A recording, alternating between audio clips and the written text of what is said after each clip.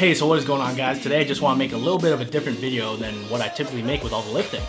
I just want to share with you my experiences as an Asian American growing up, dealing with bullying, racism, and discrimination, some of which I didn't know was really racially charged until later. As for where I grew up, I'm from a small city in Massachusetts. To give you an idea of what the diversity is like, my high school is a lot of black people, Puerto Ricans, Hmong, and white people as well. However, I grew up in a small white neighborhood. In my neighborhood was definitely where I first had my experience with a lot of the bullying and racism that happened to me. I didn't really experience the bullying until after the first few weeks of school when the parents stopped walking the kids to the bus stop because they're comfortable with the situation being picked up and dropped off all the time. Now, everyone there was within a few grades of each other, but the people who bullied me most insistently were 2 or 3 grades above me. I remember the first time really interacting with them, suddenly they put their fingers up to their eyes, pulled it sideways and said, "Hey, how can you manage to see that well with your eyes so small?" Now as a kid, I really had no idea what was going on. My eyesight was fine and I really didn't think I looked like that. When I spoke to them in English, they would mock me and speak back to me ching chong, or anything to mock the Asian language. When we hung out around the street or just hanging around anywhere, if they went back to their homes, obviously I wasn't invited. And that eventually evolved to, you're not allowed to walk down the street. We voted and you're not allowed to walk down the street. Now, as a kid in elementary school, I felt like that I could not go to my parents for this. It wasn't that they didn't love me or they didn't care. It was that I didn't want to reveal to them how much of a shitty kid they had. If I was being bullied so much, maybe there was something inherently wrong with me, and I didn't want to let my parents onto that.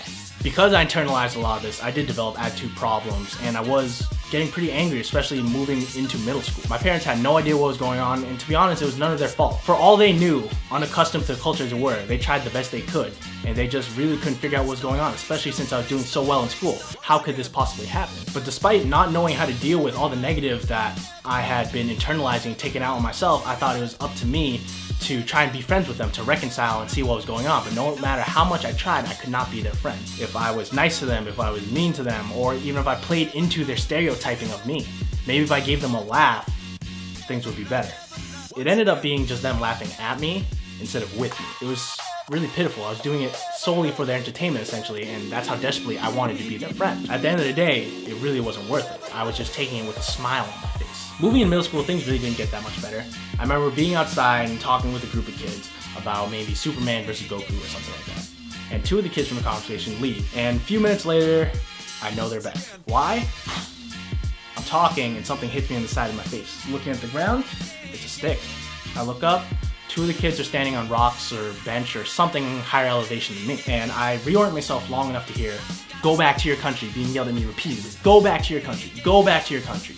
And they're yelling, screaming at me. And I yell back, "I was born here.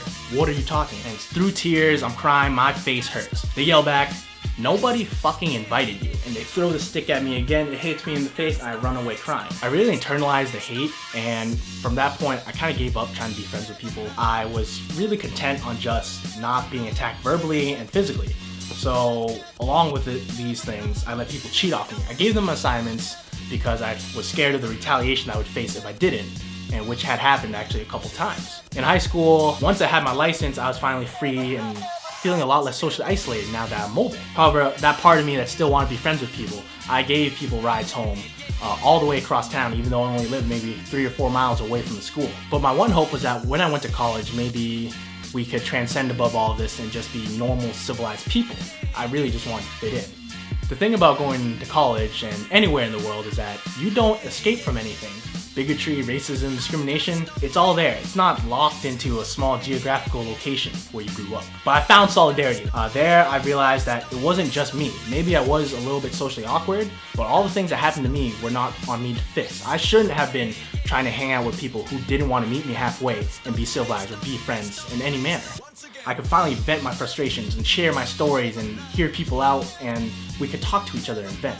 Not being able to have a support system, whether at home with a guidance counselor or any other teacher, really affected me negatively, and it's going to continue affecting people unless they have these kind of support systems. But that's the thing, kids these days are facing the same type of things, and it's not just them seeing it in the streets. Because of social media and technology, they can go home with it. They can be surrounded by it 24/7 through the touch of a button on their phone, on their computer, whatever. Word spreads fast, and that was just in high school. Now with kids and everyone having an iPhone or something, they really can't escape it. People who internalize it, maybe like me, kept it to ourselves, you have no idea how much that is wreaking havoc on your mindset, especially looking from the outside.